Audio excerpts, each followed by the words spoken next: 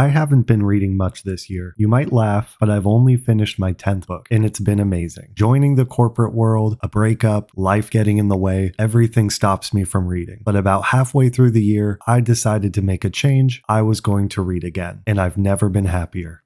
Alchemised was not something I'd ever heard of until I was talking with my friends who are readers, and they were very excited for it. They usually read more fantasy and smut books.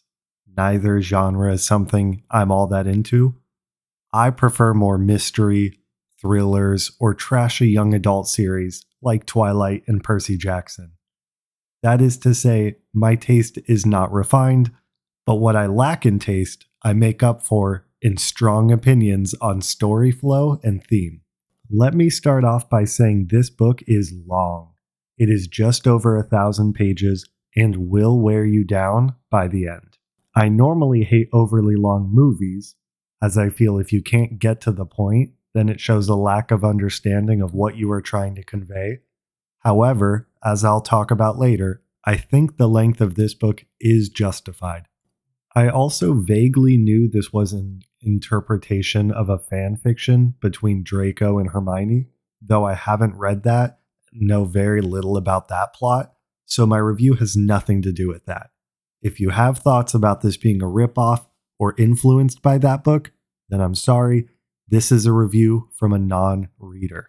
Lastly, before the review, Alchemised currently has a 4.47 out of 5 on Goodreads, with one of the most intense review sections I have seen. And yes, I have thoughts on a lot of it. So let's dive in and discuss what Alchemised is like for a non-reader. Alchemised starts right off the bat with dark scenes filled with pain and suffering. Helena, the main character, is found in the darkness with no memory of the past, held captive, interrogated, and sent off to a mysterious house with one of the most dangerous villains, Pharaon, of the new regime. This immediately set the tone. The author is telling you this is a dark, twisted world, so buckle up.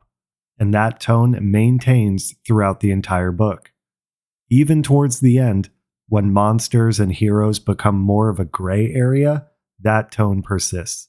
Once in the house, interrogations to discover what secrets her mind are hiding take place, with her trying to fill in the blanks of the war and what happened to her friends. This is very much an aftermath, as the book makes it very clear her side lost.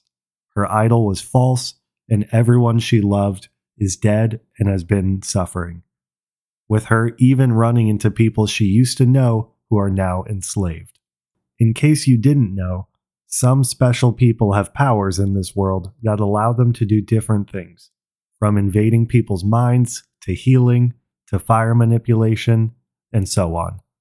Her power is one of the rarest, naturally, as the main character of the book, so it is decided that she will have a child to serve the super evil bad guy who started the war in the first place. Not the best setup, but either way, that's where she is at.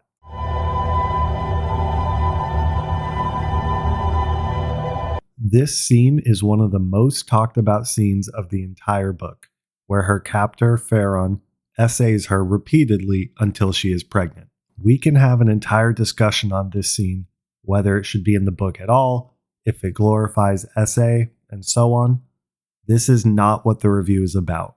So for my purposes here, I will say that while reading the book, it was awful to read, awful to stomach, and it does fit the theme of a dark, gritty world. Essay is a tragic, common occurrence in war when there are clear power lines, in this case, magical powers, and it fits the tone and the themes of the book. There is no savior for Helena. She lost the war, her friends are gone, and she's being tortured. What would you do? Would you try to end the pain? That's exactly what she does, and you can feel her pain when you read. You can feel her emptiness as she comes to terms with the reality of her world, and you find yourself wishing that she succeeds, but she never does. She is trapped with her pregnancy, and once that sets in, the wall in her mind breaks. When she starts to remember, we jump back in the past and see the war through her eyes, being taken advantage of by Crowther, the unending injuries, and the healing she performs. She is used as a bargaining chip by Farron, without being able to tell her most trusted friend, Luck, the royal family leader of the rebellion. She is worn down, days and weeks blending together as she sees nothing but suffering. She stitches people back together just to send them out to get hurt again and again and again. The more we learn about the good side, the more things get gray. Now, the book is very clear. Moreau, the leader of the resistance, is a bad guy. He uses banned magic, targets civilians, experiments on both people and animals, and seeks power. However, in keeping with the theme, this is war. She is on the side of people who also use torture for information, or she defends a school that is, at best, classist and at worst, oppressive. Luck's claim to power is not through one of the wealthy families that built the country, but through a royal bloodline. This book never lets you root for anyone without paying a price. Luck is the golden boy who cares only for his people, until you question if he should be in charge, or if he is just taking advantage of a powerful immigrant and then becomes a drug user. You root for Helena, a naive immigrant who just wants to be accepted, until she continues to ignore the warning signs everyone tells her about, until she helps Crowther torture people, until she stitches people together just so they suffer more. There are no heroes in war. The best you can do is not be on the side of evil. This gray area is deeper than most media I've seen, especially in a genre with magic powers that usually has a clear hero versus villain. But the real focus in this book isn't the magic. It's the author's perspective on war, immigration, the prices we pay, and what happens when we ignore our suffering neighbors. Whether you agree with its points or not, I give this book kudos for being so thought-provoking. Towards the end of this chunk of the book, Helena, of course, falls in love with Farron, as you would expect in this kind of book. However, more importantly, we see the end of the war. Everyone she cares about dies. Bombs with magic disrupting dust explode, where we see Helena grapple with survivor's guilt, put into situations where every decision you make feels like the wrong one, because there is no right decision. We see her friends fall, some protecting their leader Luck, asking what price we pay to be on the right side. Helena uses forbidden magic, fighting Moreau's evil with her own. And then at the end, Luck himself falls, killed on the steps of his own building, marking an end to the war. And what does the book show at the end of the war? That you do not want to be captured if you are on the other side. The tone and themes never let up, never let you catch a minute of hope or peace. This is not a story where the heroes save the day because they are the heroes. You feel mentally worn down and emotionally scarred by the endless words of pain and heartbreak you have endured. And then, the worst part of the book. We just go back to the present, to the moment Helena realizes that Farron, the man she grew to love, had essayed her. This is where I think the author does a good job defending the earlier scene. Because Helena knows everything, knows how much it hurt Farron to do it, why he did it, and the realities of their current situation and how dangerous life is for both of them. And it still isn't okay. She is hurt, but more than that, she is conflicted. What is the right thing to do when someone you love hurts you? What about if you are in a terrible world? Is it still okay to hate them? What if you have no more hate to give because you've been worn down over 2 years of suffering? There may be a definitive answer to these questions, but if there is, it requires nuance and likely a lot of discussion. And that's what this book is doing. It's making you ask yourself these questions.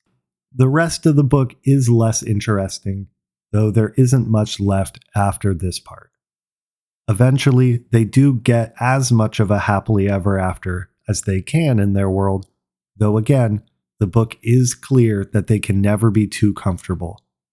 That's not the world they live in. I really liked this book, but I didn't give it a 5. Let's discuss why.